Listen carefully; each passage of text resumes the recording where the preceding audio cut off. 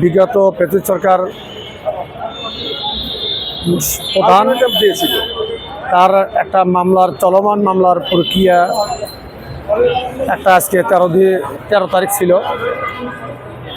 সেই 13 তারিখ উপলক্ষে সারা দেশে যেমন জনগণের মাঝে যেমন একটা আতঙ্ক ছিল যে আওয়ামী লীগের লকডাউনে দেশের যানবাহনের নিরাপত্তা, পরিবহনের নিরাপত্তা, এটা সব কিছু মিলিয়ে মানুষের একটা আতঙ্কে ছিল।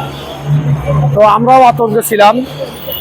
তো আমরা অবস্থান ধর্মঘটে আছি। আতঙ্কের চেয়েও আমাদের বড় আতঙ্ক হলো আমার দাবি আদায় না হওয়া। এই জিনিসটা মাথায় রেখে আমরা আজকে আওয়ামী লীগের ঘোষিত লকডাউনের কর্মসূচির মধ্যেও জীবনের ঝুঁকি নিয়ে আমাদের এই ইবতেদায়ী মাদ্রাসা শিক্ষকরা তাদের অধিকার আদায়ের জন্য তারা আজকে অবস্থান ধর্মঘট পালন করছে। আপনি জিজ্ঞেস করছেন যে কেন লকডাউন, এই আওয়ামী লীগের ঘোষিত লকডাউনের জীবনের ঝুঁকির মধ্যে কেন অবস্থান ধর্মঘট করতেছে। আমরা লকডাউন, প্রাকৃতিক দুর্যোগ বা এর চেয়েও আরও কিছু মানুষের দৈনন্দিন সামনে কিছু আতঙ্কিত আসে। সেটা যারা স্বাভাবিক জীবনযাপন করতেছে, যারা জীবনযাপন করার জন্য খুব রাষ্ট্রীয় বিধি নিয়ে অন্যান্য সুযোগ সুবিধা নিয়ে যারা খুব ভালো জীবনযাপন করতেছে, তাদের জন্য লকডাউন, প্রাকৃতিক দুর্যোগ আতঙ্ক। কিন্তু আমাদের যেটা বিশেষ করে ইবতেদায়ী মাদ্রাসার শিক্ষকরা, আমাদের যেহেতু 41 বছর বিনা বেতনে শিক্ষকতা পেশায় তারা মানবতার জীবনযাপন করতেছে। এই মানবতার জীবনযাপন যে যাপন করে যে কত কষ্ট, কত বেদনা, এই কষ্ট বেদনার কাছে এই লকডাউনের আতঙ্কের কর্মসূচি, প্রাকৃতিক দুর্যোগের কর্মসূচি তাদের কাছে এটা অত্যন্ত নগণ্য তাদের মনে হয়।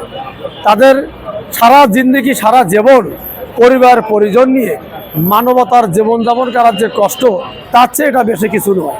এই লকডাউন আর প্রাকৃতিক দুর্যোগের যে আতঙ্ক, তার চেয়ে বড় আতঙ্ক, কষ্ট মানবতার জীবনযাপন করা।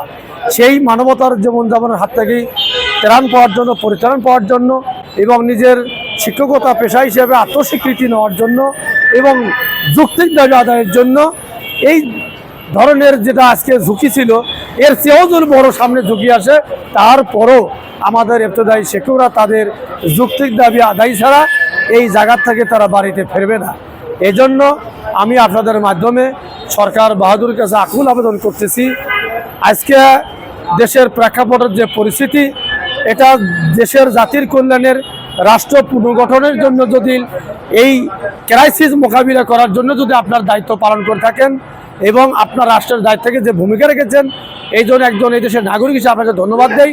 পাশাপাশি এই রাষ্ট্র পুনরুদ্ধার এবং রাষ্ট্রের আইন শৃঙ্খলা রক্ষা করার দায়িত্ব যেমন আপনার আছে, তদ্রূপ এই দেশের নাগরিক হিসেবে ইবতেদায়ী মাদ্রাসার শিক্ষক যারা আছে, তারা যে মানুষ গড়া কারিগর শিক্ষকতা পেশায় তারা যে 41 বছর মানবতার জীবন যাপন করতেছে, তাদেরও বিষয়টা আপনার দেখা এবং মেনে নেওয়া, তাদের দাবি মেনে নিয়ে তাদেরকে শিক্ষা প্রতিষ্ঠানে ফিরে যাওয়া এবং তাদের পরিবারের সদস্যকে ফিরে যাওয়ার ব্যবস্থা করার দায়িত্ব আপনার।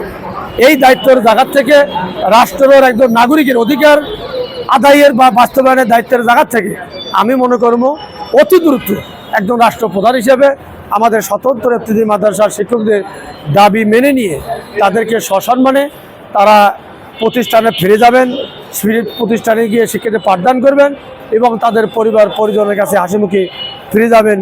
এই ব্যবস্থা করার জন্য, প্রয়োজনীয় ব্যবস্থা গ্রহণ করার জন্য রাষ্ট্রপতি আহ্বান জানাচ্ছি। পাশাপাশি আপনাদের সাংবাদিক বাড়ি থেকে আমাদের এই বর্তমান আজকে 13 তারিখে এই আতঙ্কের মধ্যেও তারা মশা মাছির কামড়, এই ধুলাবালি এবং পরিবহন এর দূষিত এই আবহাওয়ার মধ্যেও এরা জীবনের ঝুঁকি নিয়ে দাবি আদায়ের জন্য যেখানে পড়ে আছে, এই তাদের অবস্থান ধর্মঘটের দাবি দেওয়া, তাদের কষ্ট বেদনা, এটা সরকারের ঊর্ধ্বতন কর্তৃপক্ষের কাছে আপনাদের মাধ্যমে পৌঁছে এবং তাদের কর্ণকুহরে পৌঁছিবে।